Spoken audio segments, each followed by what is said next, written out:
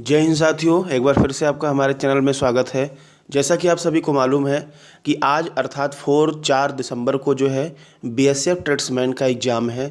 यह उसमें जो हिंदी के आपके 25 क्वेश्चन पूछे जाएंगे, उसी को टारगेट करते हुए हम यहाँ पर कुछ बेहतरीन और चुनिंदा प्रश्न लेकर आए हैं। पूरा वीडियो ध्यान से देखिए, डिटेल एनालिसिस के साथ है ये, और ये फाइनल पंच होगा आपके एग्जाम का। यदि आप पूरा वीडियो ध्यान से देखकर जाते हैं तो हिंदी में 25 में 25 उड़ा के आएंगे। तो चलिए बिना देर किए हुए शुरू करते हैं। पहला क्वेश्चन यहाँ पर है, पूछा गया है निर्वाह में कौन सा उपसर्ग प्रयुक्त हुआ है। तो यहाँ पर आपका जो सही आंसर होगा निर होगा। निर और प्लस वाह बराबर क्या होता है भाई, निर्वाह होता है। उपसर्ग किसे कहते हैं, जो किसी मूल शब्द के शुरुआत में जुड़कर उसके अर्थ में आमूलचूल परिवर्तन कर देते हैं, उन्हें उपसर्ग कहते हैं। और इसका जो विलोम होता है वो होता है प्रत्यय, जो किसी मूल शब्द के अंत में जुड़ते हैं उसे प्रत्यय कहा जाता है। क्लियर है। चलिए अगले प्रश्न की बात कर लेते हैं। अगला दिया गया है, जो नियमानुकूल न हो वाक्यांश के लिए एक शब्द बताना है। तो इसका सही आंसर हो जाएगा अनियमित, अर्थात जो नियमित न हो, नियम के अनुकूल न हो, उसे अनियमित कहते हैं। यहाँ देखिए एक शब्द लिखा गया है दे। दे का मतलब होता है जो दिया जा सके। अंतेवासी का मतलब क्या होता है, गुरु के समीप रहकर शिक्षा ग्रहण करने वाला। और हस्तक्षेप का मतलब क्या होता है भाई, दूसरों की बातों में दखल देना। ठीक है, आगे बढ़ते हैं अगले प्रश्न की तरफ। दिया गया है, ऊपर की ओर उछाला या फेंका हुआ। इसका सही आंसर क्या होगा, तो इसे कहते हैं उच्छिप्त। क्या कहा जाता है भाई, उच्छिप्त कहते हैं। उच्चतम का मतलब होता है जिससे ऊंचा कोई दूसरा ना हो। ठीक है। उतरना का मतलब होता है नीचे की ओर जाना। और उच्छ्वास का मतलब होता है गहरी सांस लेना, और जब सांस छोड़ेंगे तो उसे निश्वास कहते हैं। क्लियर है। आगे देखिए, यहाँ पर दिया गया है इति का आपको विलोम बताना है। तो देखिए इति का विलोम अथ होगा। अथ का मतलब प्रारंभ या शुरुआत होता है, और इति का मतलब होता है अंत होता है। क्लियर है। यहाँ पर और भी शब्द आपके दिए गए हैं। स्वल्प, स्वल्प का विलोम होगा यथेष्ट। यहाँ पर अन्योदर्य लिखा गया है, इसका सहोदर होगा। अन्योदर का मतलब होता है, जैसे कहते हैं ना चचेरा भाई, या गांव में कुछ लोग पितियाउत भाई भी कहते हैं। और सहोदर का मतलब होता है समान उदर से पैदा, जिसको क्या कहते हैं भाई, सगा भाई। ठीक है। तो इसका अन्योदर्य का सहोदर होगा। ठीक है। और यहाँ पर प्रदत्त दिया गया है, इसका विलोम आदत्त होगा। ठीक है। चलिए आगे बात करते हैं। अगला प्रश्न दिया गया है, तामसिक का विलोम बताना है। तो तामसिक का विलोम यहाँ पर जो होगा वह क्या होगा भाई, सात्विक होगा। पहला आंसर यहाँ पर आपका सही होने वाला है। ठीक है। यहाँ पर अबाध दिया गया है, इसका विलोम निर्बाध होगा। यहाँ पर सौम्य दिया गया है, इसका विलोम उग्र होगा। और यहाँ पर हास दिया गया है, हास मीन्स कमी होता है, इसका विलोम हो जाएगा वृद्धि। अगले प्रश्न की बात करते हैं। यहाँ पर शुद्ध वाक्य आपको बताना है। जितने भी विकल्प दिए गए हैं तो ध्यान से देख लीजिए, क्या यहाँ पर शुद्ध वाक्य आपका बनने वाला है। सही आंसर यहाँ पर आपका तीसरा होगा, बच्चे को चेचक का टीका लगवा लें। ये आंसर सही है। अच्छा, जो शेष यहाँ पर ऑप्शन दिया गया है उसमें देख लेते हैं कि क्या गलती हो रही है। ठीक है। तो यहाँ पर देखिए, जहाँ मनुष्य विवश है उसी प्रकार असमर्थ भी है। ठीक है। तो यहाँ पर उसी प्रकार नहीं होगा, जहाँ के साथ वहाँ का प्रयोग होता है। ठीक है। तो जहाँ मनुष्य विवश है वहाँ असमर्थ भी है।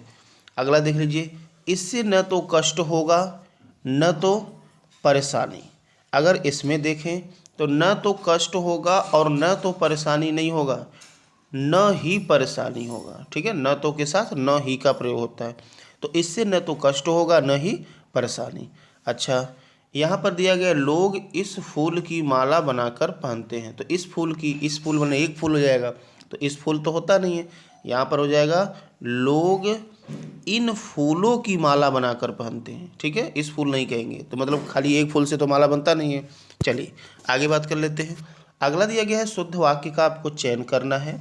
तो इसमें जो आपका सही आंसर होगा, और बात करें तो सही आंसर आपका चौथा हो जाएगा, पिताजी यहाँ सकुशल पहुँच गए हैं।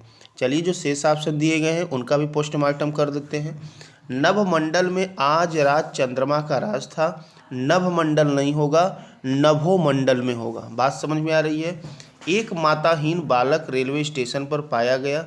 माताहीन नहीं होता है, मातृहीन होता है। क्या होता है भाई? मातृहीन होता है, माताहीन नहीं होता है। हर शाखा पर पक्षीगण चहचहा रहे हैं। पक्षीगण में 6 से 36 पे छोटी की मात्रा होता है, 9 की बड़ी की मात्रा होता है। क्लियर है?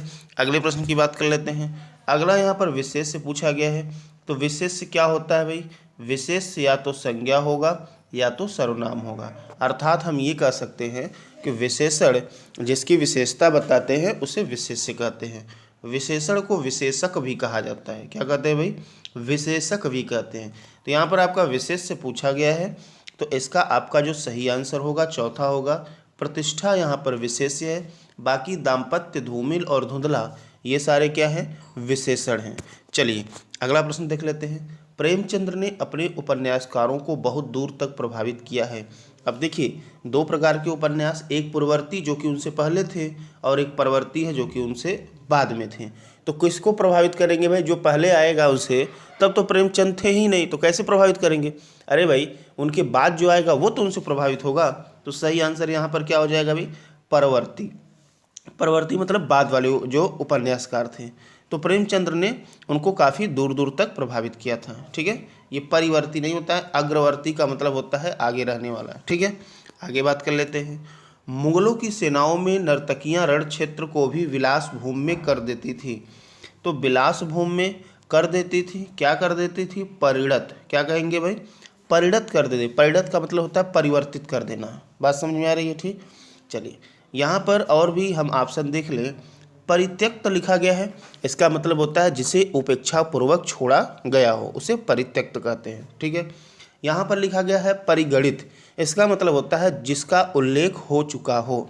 और ये परिणीत दिया गया है, परिणीत नहीं होता है, परिणत ही होता है। ऐसे होता है परिणति। परिणति, परिणत का मतलब होता है जिसका विवाह हो चुका हो, विवाहित कहते हैं। परिणीत ना होता है। ठीक है, चलिए आगे बात कर लेते हैं। अगला यहाँ पर दिया गया है, फिर से आपको त्रुटि बताना है। यहाँ पर बात करें तो टैगोर की कृतियों का नागरी भाषा में अनुवाद किया गया है, कोई त्रुटि नहीं है। तो यहाँ पर जो सेकंड वाला ऑप्शन है यही त्रुटि होगा।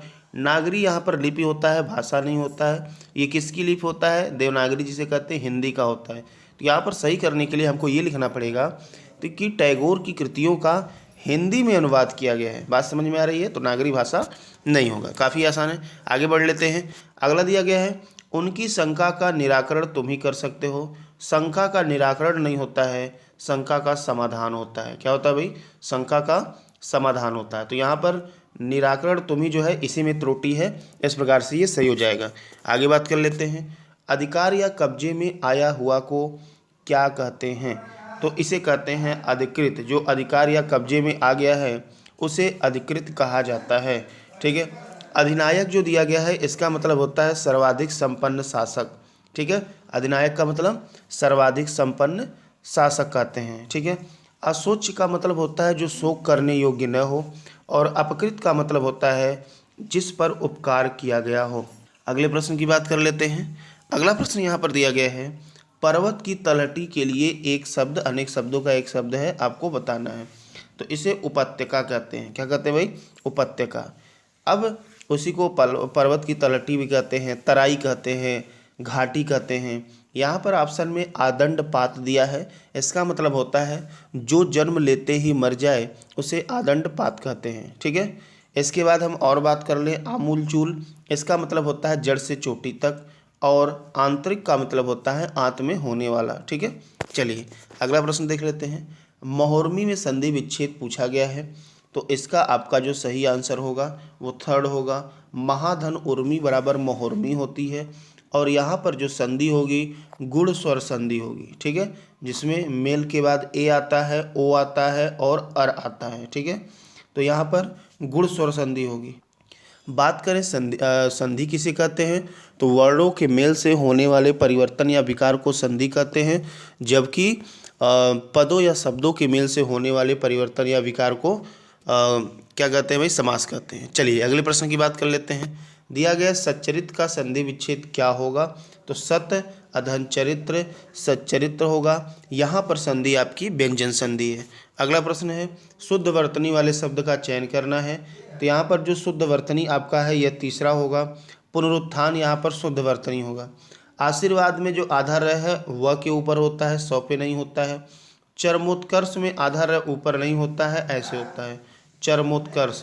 पुनरुत्थान हो गया। सोचनी में छोटा स नहीं होता है, सोचनी में आपका जो है बड़ा स यहाँ पर होता है। ठीक है, चलिए आगे बात कर लेते हैं।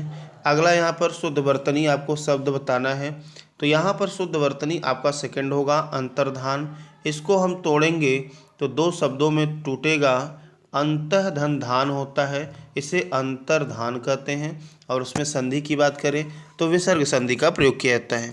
आगे देख लीजिए, टका सा जवाब देना का अर्थ क्या होता है?